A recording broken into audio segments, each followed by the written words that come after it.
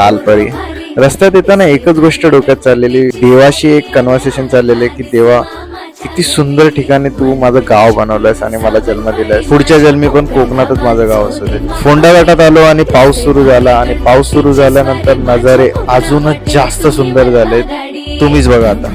I बेट मित्रांनो की तुम्ही लोकांनी असा व्ह्यू कधी बघितलाच नसेल. आता मी आहे फोंडा घाटात कोकणामध्ये, आणि हे जे मी समोरून जे दृश्य बघतोय ना, हे बघा पूर्ण धुका धुका धुका. काय आहे हे, किती सुंदर आहे सगळं. म्हणजे